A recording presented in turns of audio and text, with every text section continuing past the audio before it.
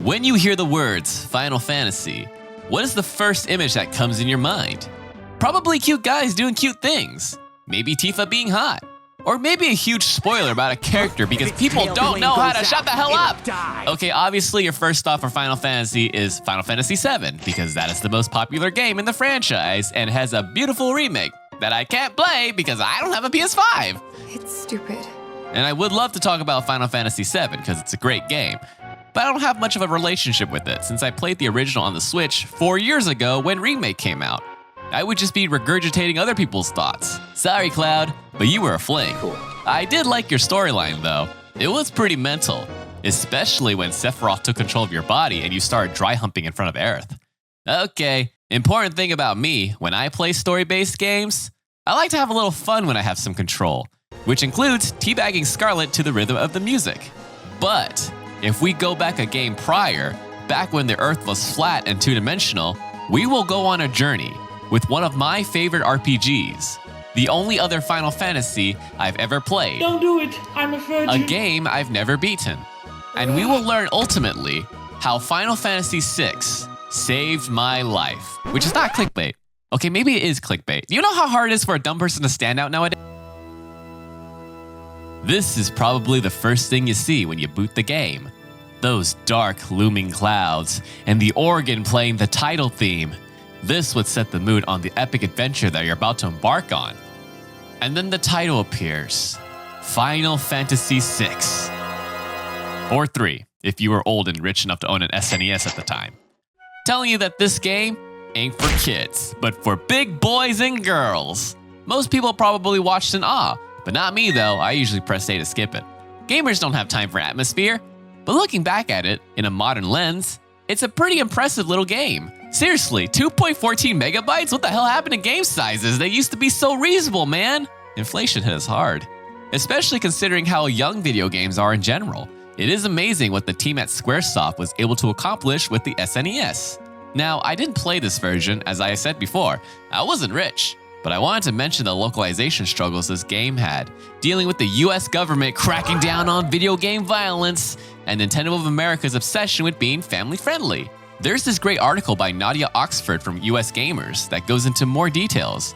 But anyway, this game came out before the Entertainment Software Rating Board, or ESRB rating, was established.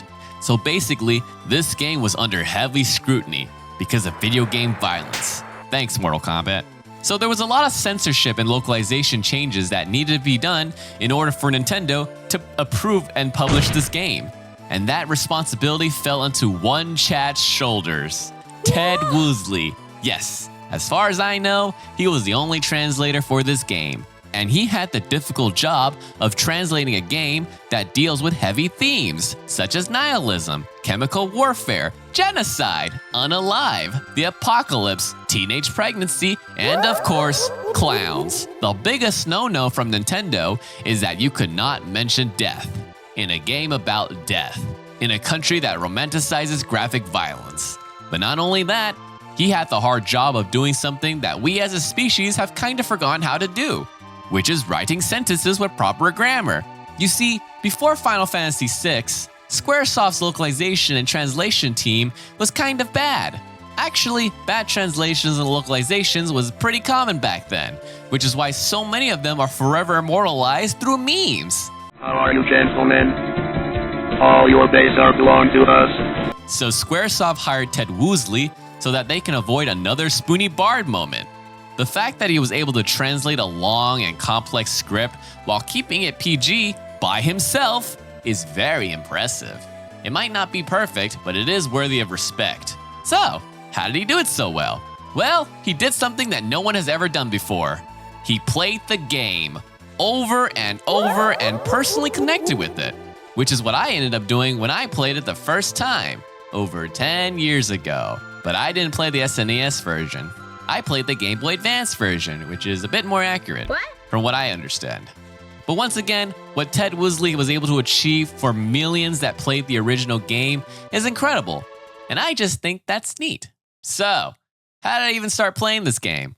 Well, it all started on April 2nd, 1994, when Squaresoft released Final Fantasy VI in Japan. And on the other side of the world, I was born. Yep, I was born along greatness. Final Fantasy VI is the yin to my yang. At least I think I was born in 1994. I don't actually remember. But for the purposes of this video, I am 30 years old, because then I can have a fake narrative where I grew alongside the game. Except I didn't actually play it until I was a freshman in college. Also, it's a role-playing game. You can be whatever you want. Just don't be weird about it. So, with that in mind, I was a young lad growing up in the 90s where I was told that I can be anything, even the president, because I live in the greatest country ever. We've never lost, except for the times that we did. But luckily the internet wasn't invented yet, so we could live in that patriotic fantasy. The economy was pretty good, and so my parents were able to live a glorious middle-class life. One day when I did good in school, my parents bought me a Game Boy Advance. And then a plane flew into the two towers. Luckily, as a child, I was distracted by an amazing RPG called Golden Sun. This was when I discovered that I liked this genre of epic story-based games because it's like reading a good book, except I didn't have the attention span to read an actual book. I also didn't have to deal with people, which was kind of a detriment to my development as a person. Does that make me a dumbass? Now you might be thinking, this is where I played Final Fantasy VI. But you would be wrong. Games cost money and the 2008 recession happened, but obviously a lot of others were not that lucky. Damn it! Not me though. Somehow I was able to get a scholarship, and my parents got a loan to pay for college, and I got to live on my own away from them. It was kind of tough having to readjust and learn proper social skills. After all, if you don't make a good first impression and find your friend group, you kind of get ostracized, which is what happened to me. I had no memory of being able to make friends, so I was all by myself and had to find comfort in the only way I knew how, which is playing video games. I didn't bring my Game Boy Advance though, for some reason, so I discovered emulators, which also led to me discovering Final Fantasy VI. But before we talk about the game, let's talk about the actual art, since that's what initially drew me when I was picking up ROMs to play. Yoshitaka Amano is an important artist for Final Fantasy. He is so inseparable from the franchise that he still does all the logos for the games. Like seriously, look at these logos. They're beautiful works of art. Except for 8 though. I don't know what's going on with Squall's body. Looks like he's doing limbo while holding a baby. He also was the character designer for the first 6 games. And of course, he did the box art, which I'm pretty sure is just concept art. But it's just so stylized, mature, and very freeform. It really leaves a lot of room for the imagination. Like if you put his art in a museum, it would belong there. It's just that good. Oh, imagine if there was a game in his style. It would be pretty trippy. I mean, he did create an anime in this style, which by the way, I still need to watch Angel's Egg. At the very least, we need some high fashion Final Fantasy VI collab pieces. Anyway, it was nice when Final Fantasy had a stylized fantasy look before it got animified by Final Fantasy VII. Which isn't a bad thing, after all, it did give us Tifa. Oh my god, that makeup! And that dress! Nailed it, I know, thank you, moving on. So usually the most important aspect of an RPG is the story. Final Fantasy VI has a simple, but a pretty compelling and ambitious story. I will briefly talk about a few points of the story, so here's your spoiler warning. But the biggest one is probably the twist that happens halfway through the game. So go play the game and come back. Or don't. I'm just happy you're still here. Anyways, the game starts off with a brief exposition of the world. Magic used to exist, but there was a war over 1,000 years ago called the War of the Magi. And after the war, magic faded from the world. Because of that, humanity rapidly industrialized for war purposes. This is a fantasy game that takes place during an industrial revolution. So it's steampunk, which is pretty cool. Obviously, with rapid industrialization, there will be a desire for power, and the Gestalian Empire is our power-hungry nation, led by a dog named Emperor Gestal. A dog so arrogant, of course he named a country after himself. Gestal wants to bring magic back for world domination purposes. Meanwhile, we are finally introduced to our main character, a witch that can use magic. Which I know contradicts the opening lore, but there's a reason for it that I won't spoil. The witch wears a crown that makes her a slave with no free will, who has to follow the orders of Biggs and Wedge. And if those names sound familiar, it's because they're from Star Wars. And of course, their names end up being used for side characters in future games. And then we get the iconic 2-minute cutscene of the trio walking towards Narsh, complete with epic music and intro credits. Now, I imagine most people thought the game was over, seeing the cutscene and decided to return the cartridge back to the Blockbuster, because after all, the game is 2 megabytes. But if you made it past that intro, you will embark on a 40-hour epic fantasy adventure, complete with engaging turn-based gameplay, fighting all kinds of beautiful sprites, paired with unique visuals that you can only get from 2 megabytes.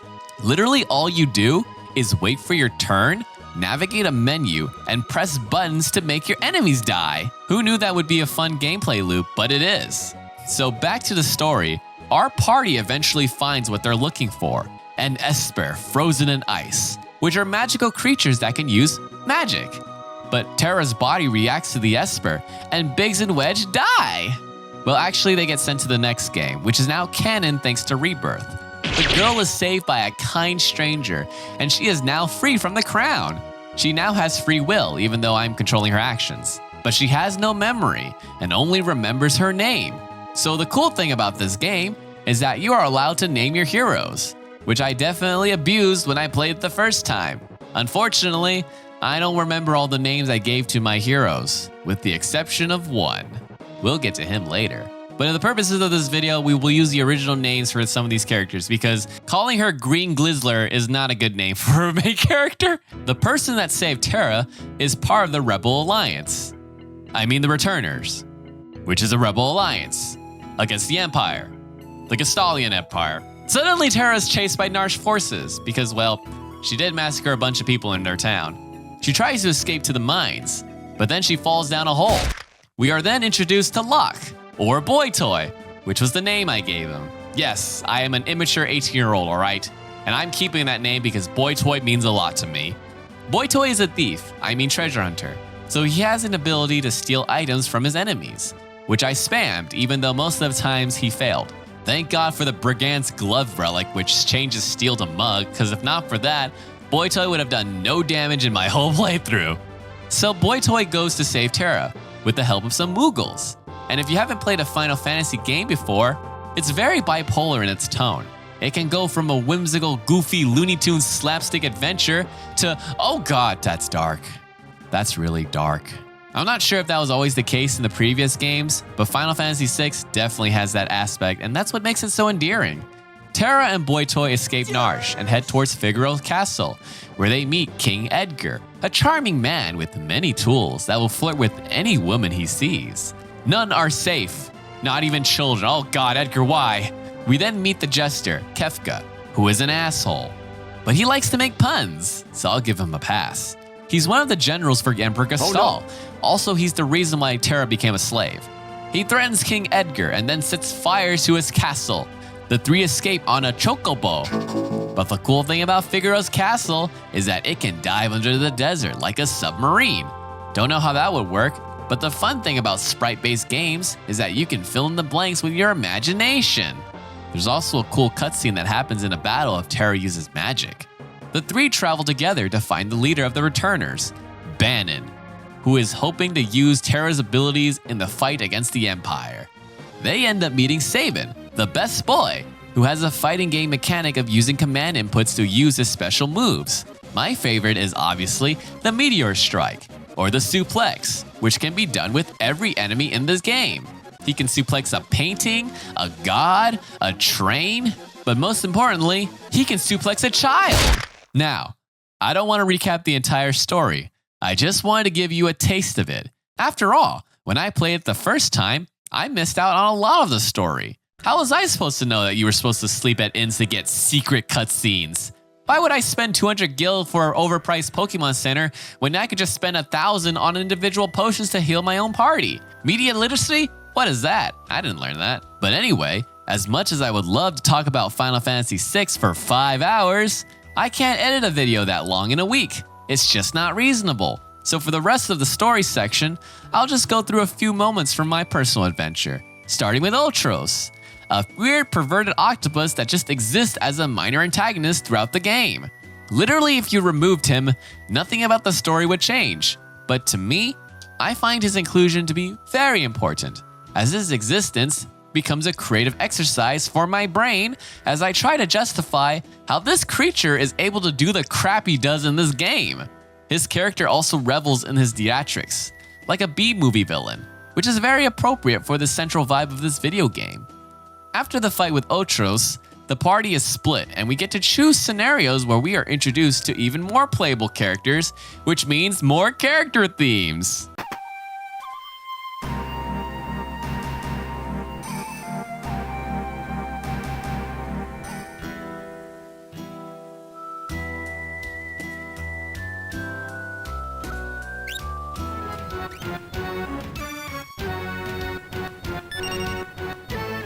Nobuo Uematsu is a god, okay? As said by the movie critic guy. Imagine Paint to a painter is like an orchestra for a composer, in which case using 16-bit Super Nintendo MIDI technology to create music would be like a painter painting with Crayola crayons. What did Nobuo Uematsu do with that technology? He created the Sistine Chapel with Crayola crayons. That video I downloaded was 140 megabytes, by the way. Uematsu managed to fit an entire orchestra in 2 megabytes. Actually, if I've done my research correctly, he composed all the music in under 64 kilobytes. Amazing what we can do with programming.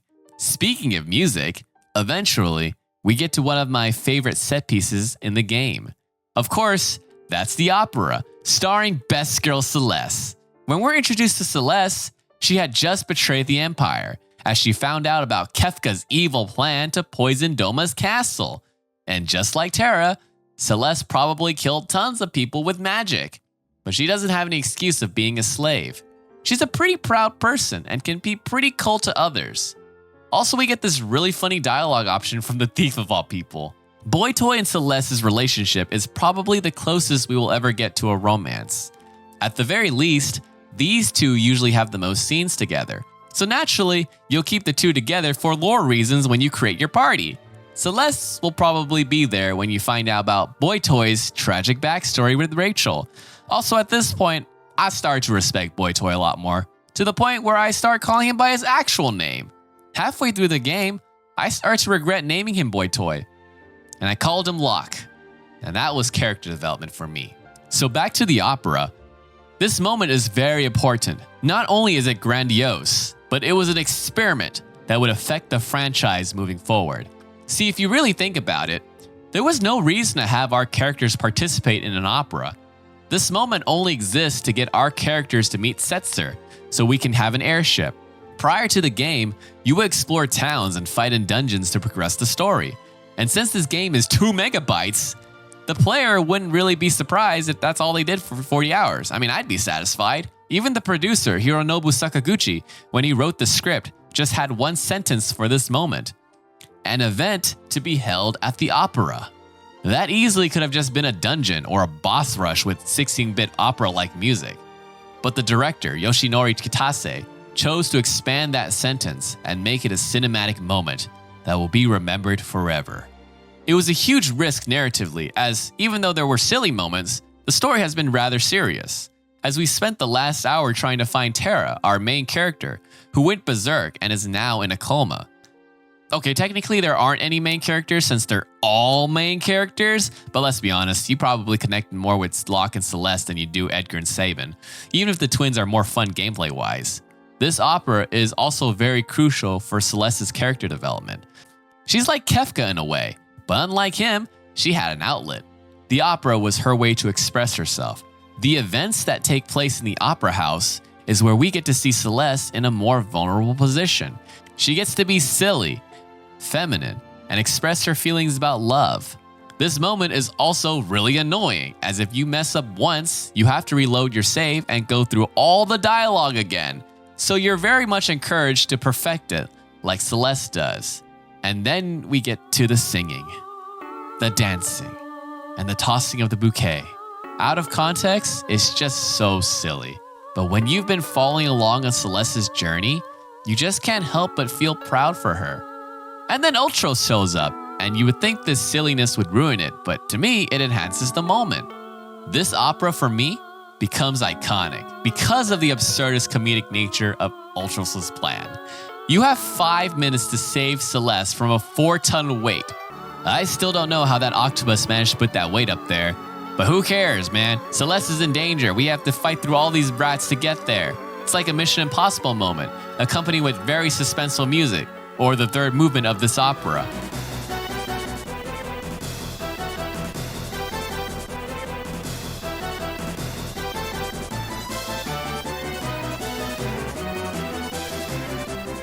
Unfortunately, Locke and Ultros crash the opera and have to improvise the final act. It's just so charming.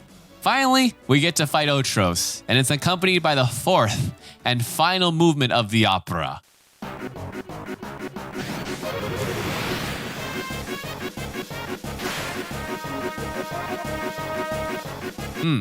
Four movements. Well, that sounds familiar. Of course, the opera could be foreshadowing, or symbolism, or even a parallel to the final boss. But to me, this is what makes the world of Final Fantasy VI feel alive. Even though there's a war happening, somewhere on the other side of the world, there's just people enjoying an opera, people having a good time. Art is being created, and bonds being formed from shared experiences. The levity that is needed, the break for our characters to have fun and be themselves before the world ends. This type of storytelling would be applied to future Final Fantasy games. After all, the saddest moment of Final Fantasy VII is truly heartbreaking because you spent the last 4 hours having fun getting to know your party at Costa del Sol and the Golden Saucer. You know, characters just doing silly things. And that's only possible because the opera gambit from Yoshinori Kitase worked out. Also, I like to think that Celeste's theme was the beta for Aerith's theme. I mean, just listen to this.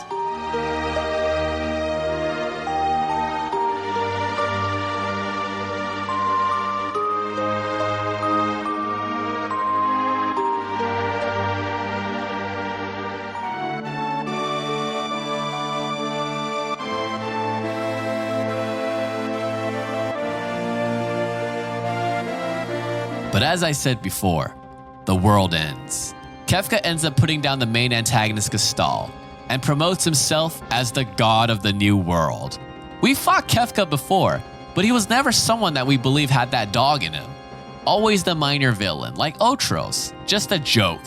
But over the story, he becomes more unhinged and cruel, and he even killed a good woman. Now he's destroyed the world and killed your entire party. At least I assumed he did. Well, at the very least, Shadow died because I didn't wait for him. And don't lie to me because you didn't either. The first time, unless you looked it up. And that's the end of Act 1. So far, we've had a linear adventure with an ensemble cast that is incredibly over the top. And they're being put into absolutely unrealistic situations, fighting against the absolute evil, who is also a clown. I would say that the story of the game is told through the style of an opera, but I don't watch enough operas to make that comparison. Point is, no one was expecting this twist. Not even the developers. I mean, could you blame them? After all, the game is 2 megabytes. I also don't think it was common for villains to win back then. I mean, Kefka pretty much pulled a Thanos over 24 years ago. But unlike Thanos, who you could argue was doing this for the greater good, Kefka is a nihilist. And throughout Act 1, he just becomes more mentally unstable. Probably since he also got experimented on like Terra and Celeste. Speaking of Celeste, Act 2 begins with her waking up from a year-long coma. The only person with her is Sid, who is the scientist responsible for creating magic users by fusing them with magic from the Espers. Kefka was his prototype, and he didn't do a good job during the fusion, which is why he's evil. But luckily for our girl, Sid and Celeste have a more familial relationship, which I always thought kind of came out of nowhere. But I like to imagine if Final Fantasy VI ever gets a remake 30 years later, they'll probably expand on their relationship. During this portion of the game, you sort of play a mini game to keep Sid alive. You do a routine where you go to the beach to get fish, and then you shove that fish down his mouth. Of course, lore-wise, this is supposed to happen in a span of days, even though this portion actually just takes a few minutes. Sid gets weaker, and you start to feel despair as you desperately try to catch more fish as they slowly disappear. Sid gives his last words, and Celeste becomes more heartbroken, reverting into a scared little girl. Once again, she tries to find more fish, only for there to be none. And then it's too late. Sid has passed. Never have I felt so powerless, like Celeste. This is where we lose control of her, and she walks her way towards the cliff. And it's framed to be very similar to the opera. And you hear the musical motif from the opera, which becomes a part of her character theme. All hope is lost. Celeste falls into despair. Not seeing any way out, she makes the jump.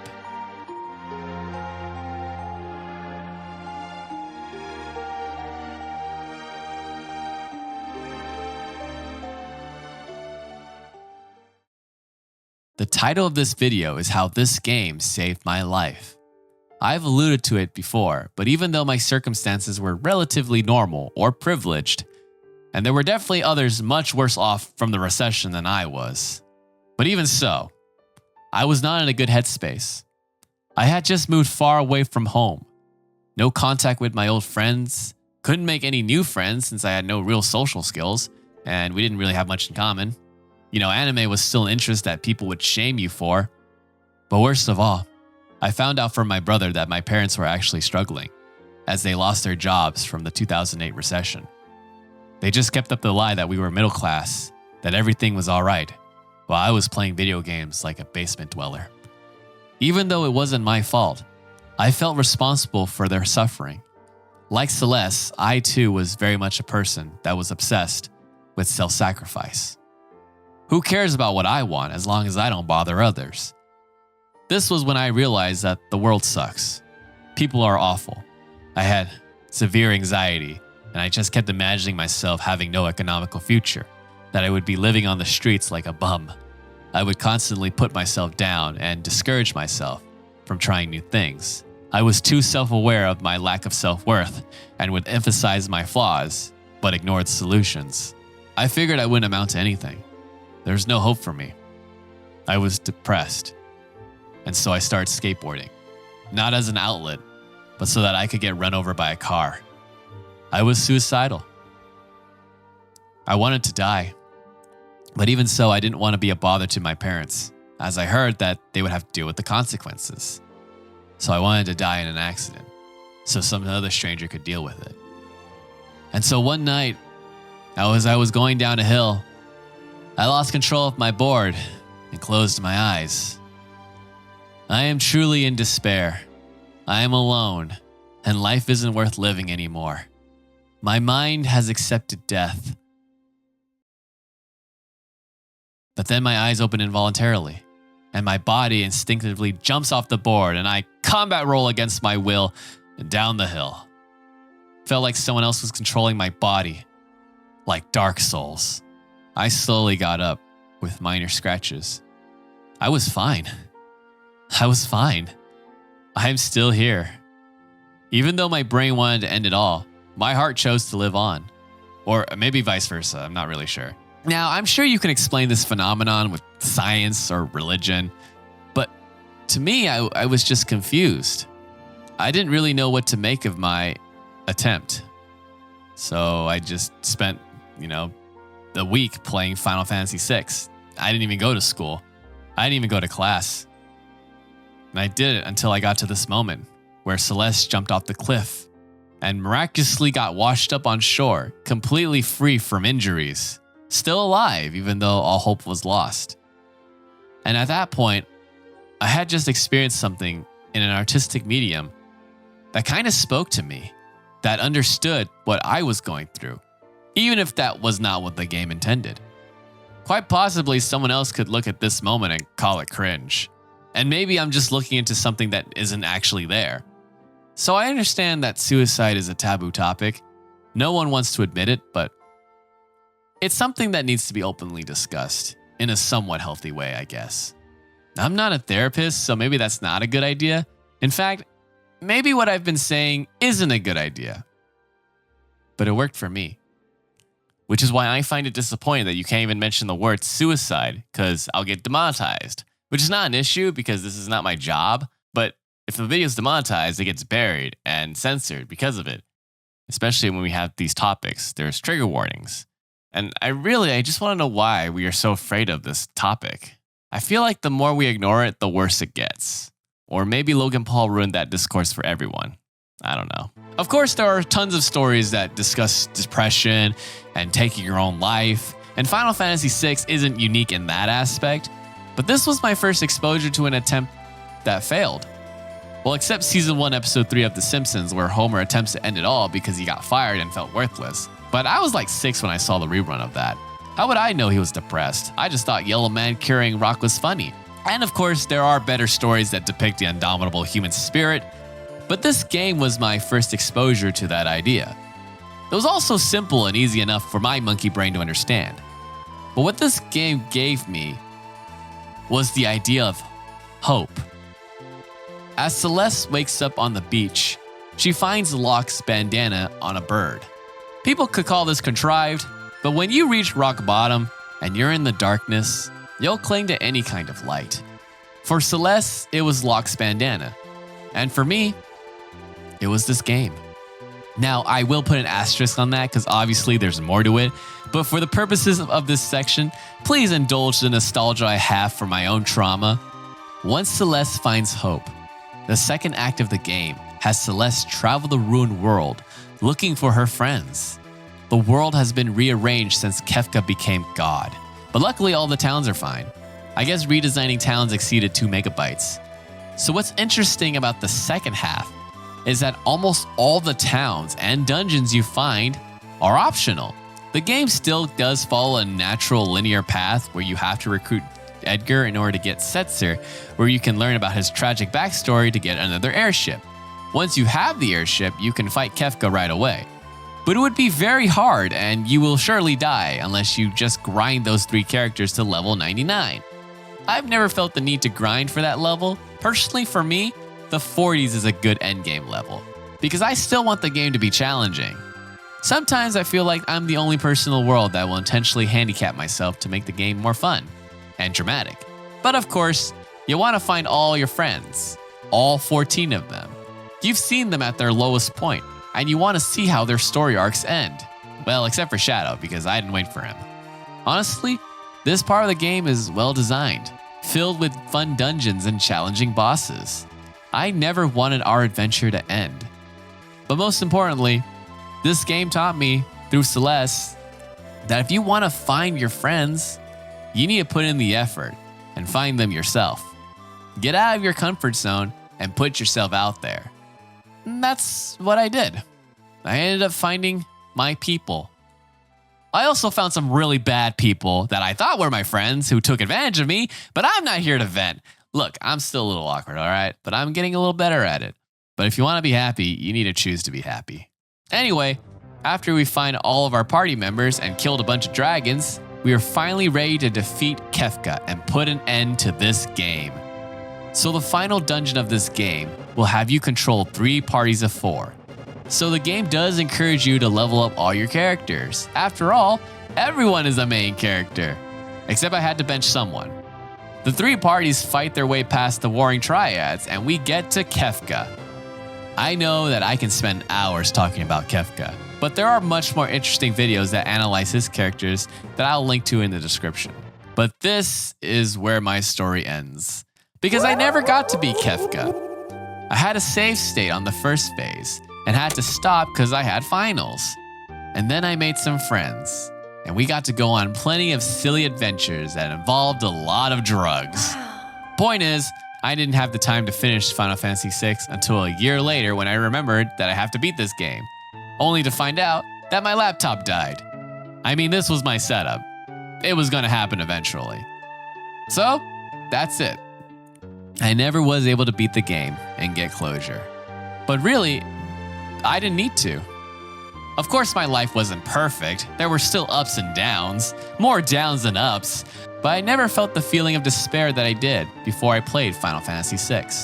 10 years later, with the release of Final Fantasy VII Rebirth, I saw that the pixel remaster for Final Fantasy VI was on the Switch.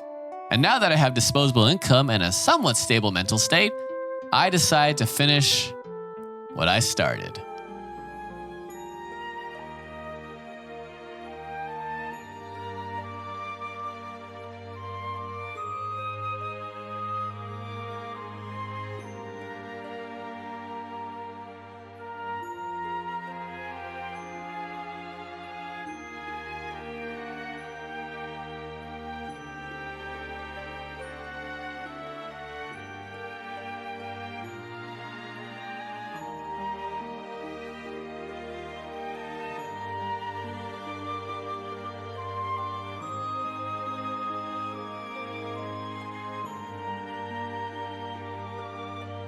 She's actually singing. My girl is singing. Oh, God.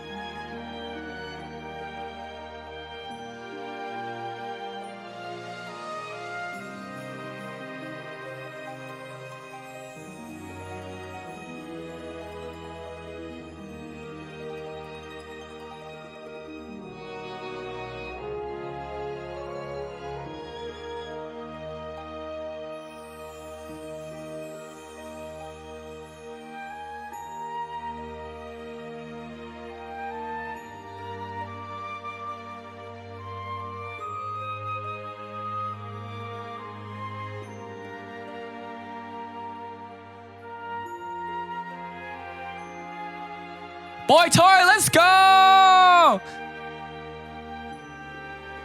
What an amazing game. And I can't believe that it was only 1.3 gigabytes. I'll accept it. Cool. Now, I do want to preface that as much as I romanticize this dark moment of my life, I do have to mention that one video game didn't fix all my issues or give me the epiphany to better my own life. So don't go believing that video games are the answers to everything, because it's not. It's only a small part of many events over time that would save me. But it did help. It really did. In fact, it might be the only video game that has affected me like this. And that's why I will never forget the days when I played this game as a young man. Because not only is it a masterpiece of a pixel art turn-based RPG, but it became a part of me. The part that taught me how to live and how to hope for a better future.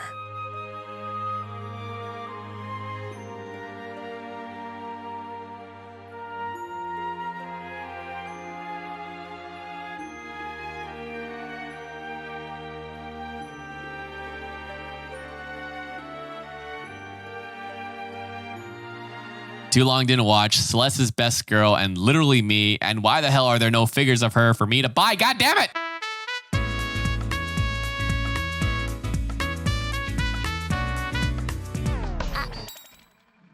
100円ください。